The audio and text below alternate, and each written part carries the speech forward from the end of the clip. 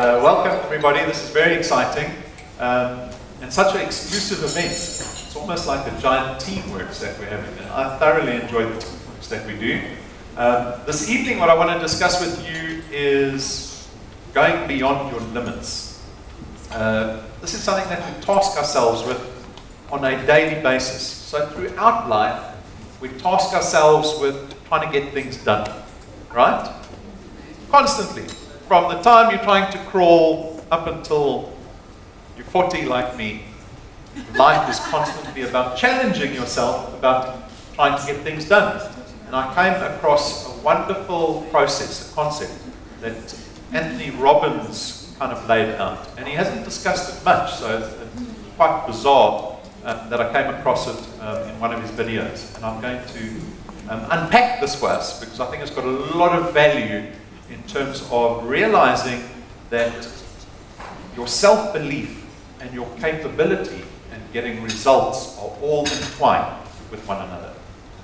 And the secret is that you can manipulate these things to your own benefit instead of being the victim of circumstance constantly, right?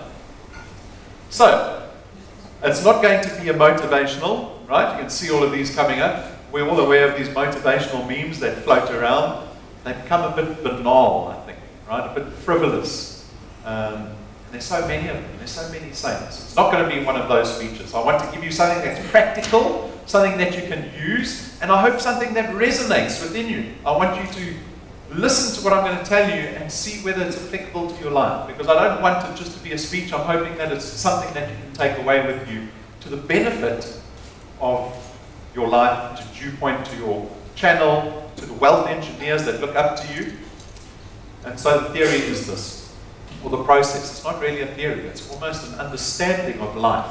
And so I said, we constantly challenge ourselves with trying to get things done, trying to get results. We have ambitions, we all have different desires, and there's this process that takes place. And I'm going to unpack the process for you. So it begins with potential, right?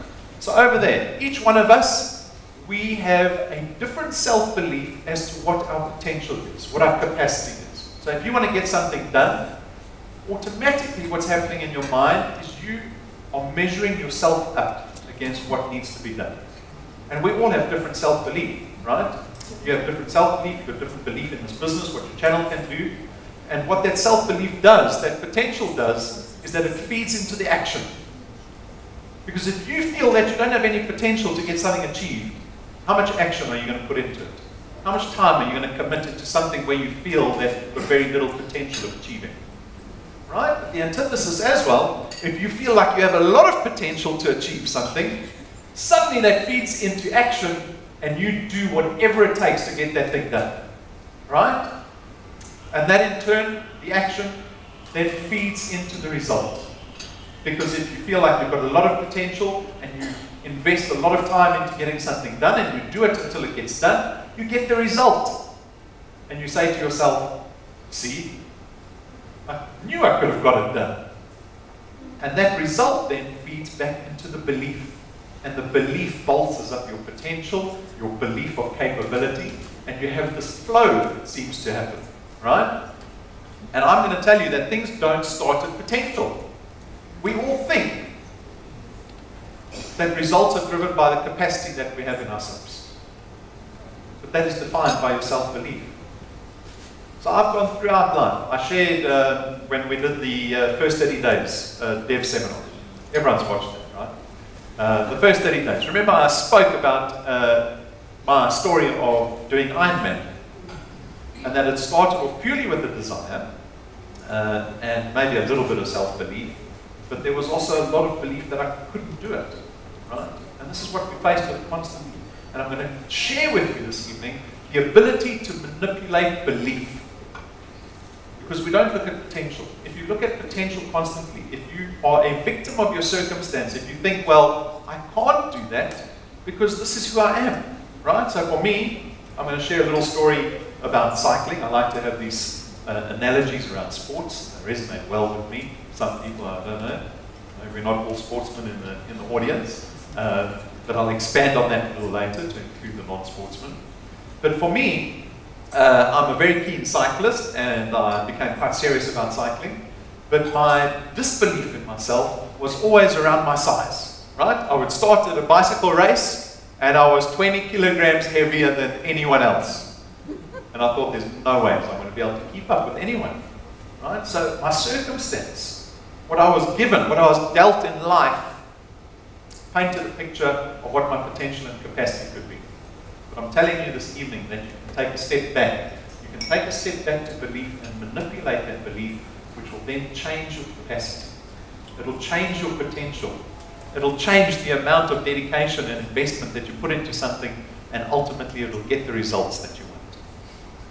Do you believe me? I'm going to show it to you. I'm going to prove it to you.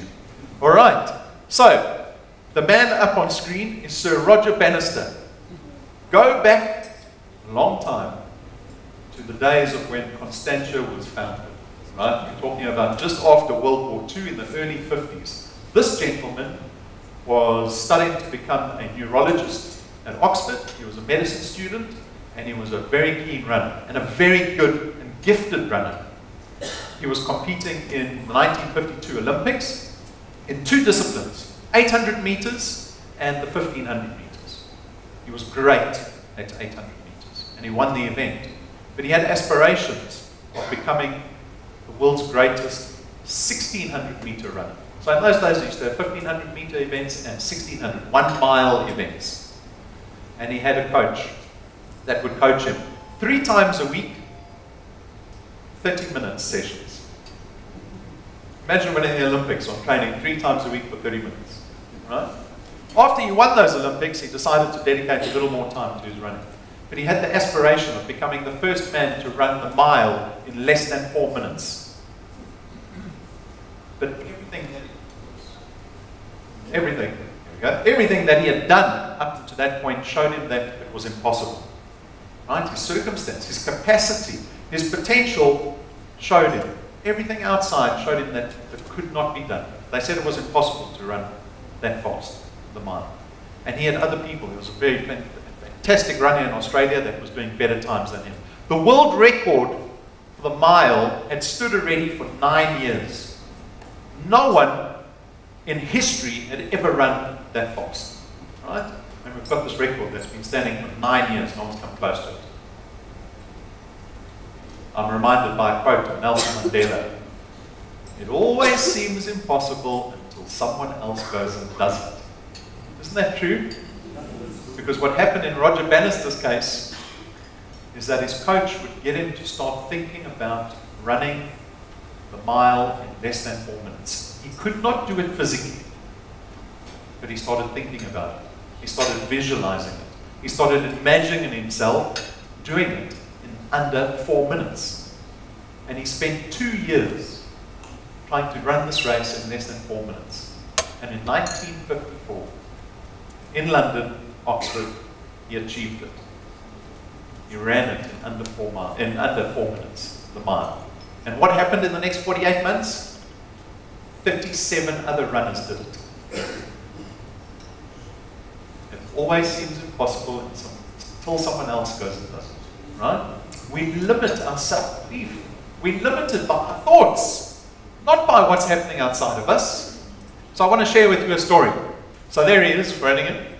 And he went on to actually become a very well-known neurologist. And he said that was his strategy, running the mile in less than 4 minutes. So I want to share with you a story. So this is an aspiration that I had. In 2011, I did Ironman, right? So I shared that story about doing Ironman, and it went fairly well. And then after that, I carried on doing a lot of cycling, mostly cycling, less running and less swimming. And we have this race in Cape Town called Argus, right? We know it as Argus, but now it's actually called Cape Town Cycle Tour. Right, the Cape Town Cycle Tour, 110 kilometers around Cape Town, 35,000 cyclists on the day. It is the biggest timed cycle event in the world. So I decided that I'd love to do this race, but I wanted to go a step further. And if you look at the race, it's very scenic, beautiful, 110 kilometers, starts in town, goes all the way down through Constantia to Muizenberg, then around False Bay. It's probably the most scenic race in South Africa. There were 35,000 people competing. You can believe that competition is stiff in the front, right? I'm going to give you, oh, the wind. Okay, now that's a factor that you have to consider when you go through the Argus. So a couple of years ago, the event was cancelled because of the wind. And the wind is the worst at the start in the City Bowl. So there you can see a couple of people wrestling with their bicycles and the wind, the southeaster, right? But I had a particular ambition. So take a look at what group cycling looks like. Sorry.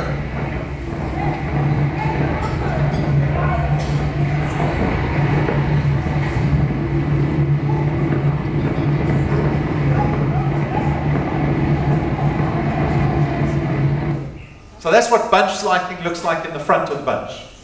Looks dangerous, right? Very dangerous. So I had a particular aspiration for this race. I didn't just want to do the race. I wanted to do the race in less than 3 hours. Doing August in less than 3 hours is the holy grail of the Cape Town Cycle Tour. There are blogs about it. There are articles in magazines, online. People are debating. People want to understand how much power output you need to do across the race to do sub 3 hours. It is weather dependent. If there is wind, it becomes infinitely harder. Out of the 35,000 cyclists, you have to be one of the 1.5% fastest on the day to hope for a sub 3 hour. And this became an aspiration of mine. And so what I did was, okay, so there you can see, I went and entered the Argus, right? Perhaps at this stage I hadn't had the real aspiration of doing sub 3. I went to go try it out first. So there you can see, 2012 I did my first race. 3 hours, 44 minutes. Not too bad, right? Compared to the rest of the 35,000. Then a little bit later, so the following year, 2013, 3:58, I got slower. I think the wind might have been a little more hectic that day. So you can see the average speed on the top right corner there. The average speed, 27 kilometers an hour. Do you know what average speed you need to finish in less than 3 hours? 37 kilometers an hour. I had to somehow figure out in my mind how I was going to go 10 kilometers faster per hour on average. Right? And so all the input, the external input that I had into my self-belief was not helping me. Right? It wasn't. If I'd looked at everything around me, I'm not built like a cyclist, I'm too fat, I'm too tall, too slow, how was I ever going to achieve it? And so what I did was, the same thing as Ironman, I went and found somebody that knew how to do it. Right? So I employed this gentleman. Jaco Ferreira, very established cyclist in South Africa, amazing mountain biker, doesn't do it professionally, he used to. He's a biokineticist and he's at the High Performance Centre in Pretoria, and he got referred to me. And so I engaged with him. He said, okay, great, what are your aspirations? I told him what I wanted to do. He said, okay, no problem. Immediately, he knew that I had the capacity. He didn't go, oh, no, I don't think you can do that. That's a bit too fast for you. He said, no, no problem, we've got 4 months. He said, how much time do you have to invest? Right, the action. Right, the capacity, the potential, now the action. What was I going to invest? He said, I had 10 hours a week. I think it was before we had kids. 10 hours a week that I invested into getting this goal done. And so Jaco helped me. You can see the program, it's up. Right? It looks very similar to a fast starter guide. So he outlaid this entire program every single day for me, 10 hours a week for the next 4 months. Right? With the aspiration of going down to August and suddenly cycling 10 kilometers faster than I'd ever done in the past. So there's a photo of the weekend. The weekend had arrived. This is the only photo I have. Fortunately, it was the day before on a warm-up ride. Changing a puncture. You don't want a puncture when you're trying to do sub 3 hours. Right, so this is the day before, very fortunately. That's the route. We started at the top there, so Cape Town city centre is at the top, and off we went. The climb, so you can see, there's the climb, the first climb. Went up the first climb, fine. Got onto the M3 going through Constantia, fine. Going about 50, 60 kilometers an hour, like you saw in that video. It is hectic in the front. 2 accidents happened on the M3. I avoid both of them, and we're through. Into Muizenberg, into False Bay, and we're now riding along the coastline of False Bay. We get to Smitswinkel, the next biggest climb. And I make the mistake. Jaco said to me, when you get to Smitswinkel, make sure you're at the front of the bunch. Right? And I wasn't. It is such an aggressive ride that I just couldn't get to the front. So I was probably about 70th place in a bunch of 200 riders. And we go up Spitsbintel and the group starts to stretch out. By the time I get to the top of the climb, it is a 1 kilometer train of cyclists ahead of me already. And it takes me all the way to Chapman's Peak, over there, to catch up with them. And if I go look at Strava, I've got one of the fastest times from Spitsbintel to Chapman's Peak because I'm trying to catch the front of the bunch. And eventually we go up Chapman's Peak. I'm nowhere near the guys there. Maybe my weight. Maybe I expended myself on the gap between Spitsbintel and Chapman's Peak. But we go up Chapman's Peak, down into Hout Bay, up the next hectic climb, into Llandudno, and then it's pretty much downhill to the start. We get to the top of Llandudno, and a guy who looks the same weight as me is next to me, and he says to me, "Do you think we can break 3 hours?" Now I'm trying to do some mental arithmetic. I'm looking at how fast we're going. I'm looking at the time and say, I don't know, I don't think so. So I said, okay, let's just try. Because we're close.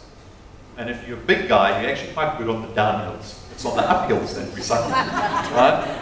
So me and this big guy, off we go. And eventually we get to the finish. Right? There's the results. I'm right at the bottom.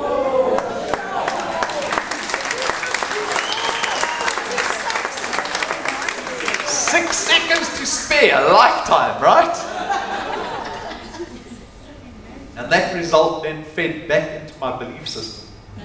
And the belief system fed back into my potential. But my point is that we can manipulate this to be a lot better than what we think. We can manipulate our belief to exceed our expectations. Our brain, we probably underestimate what we can get done. We look at sportsmen, professional sportsmen around the world. Go back to the 60s when sports psychology actually became a thing. And one of the fundamental aspects of sports psychology is visualization. Have you ever seen sportsmen visualizing something before they do it? You look at any top sportsman. They all invest heavily into visualization. Why? Because they are trying to manipulate belief.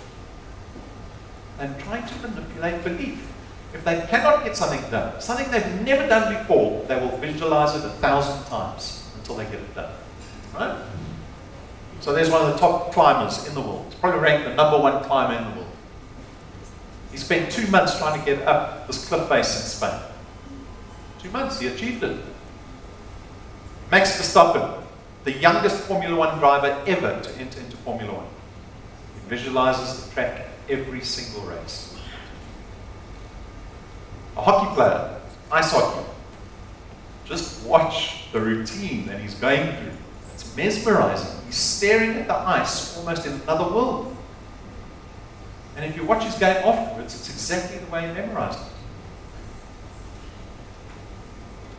Sochi Olympics, Winter Olympic athletes. Bobsleigh, slalom, they visualize it constantly visualizing it. Now you might think, well, we're not athletes. What is the power of visualizing something unless you're a sportsman? But it only becomes apparent because sports people are in the public eye, right? There are business people that constantly do it all the time too. Look at these people up on screen. Elon Musk went to school up the road. Started PayPal, then decided he wanted to launch humans to Mars. His Tesla business nearly went under, and he carried on. The people that he admired in the States, astronauts, told him he was a joke.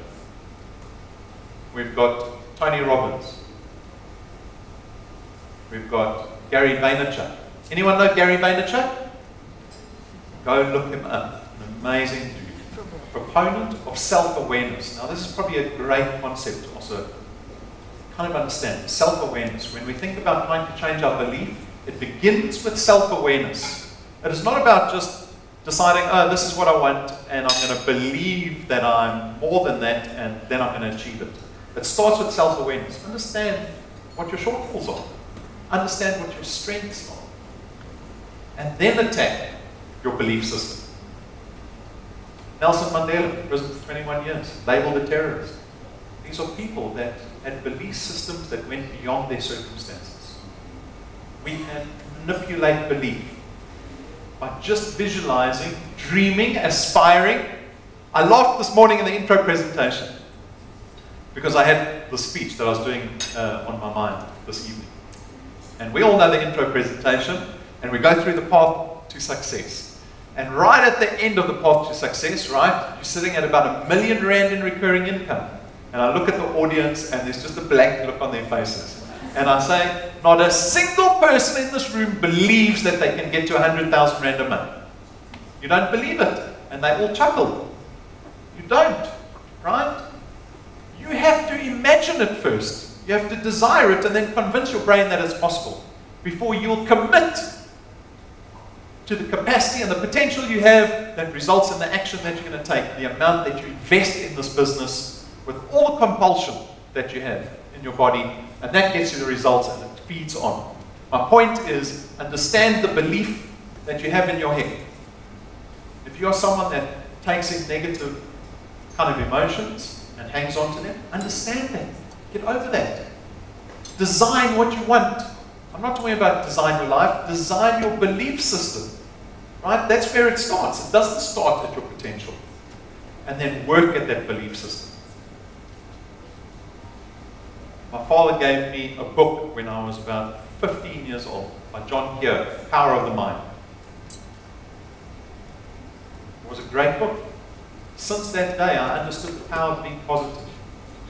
It's about being positive. You can have two sets of people with the same set of circumstances, and you'll see one person go that way and one person go that way, purely based on what they believe. And I'm telling you, we can manipulate this. So I invite you, 2018, throw the goals you have away and do them again with a new set of beliefs, with new capacity, and a belief that your potential is far greater than what you think it is. So good luck, and I look forward to a wonderful year.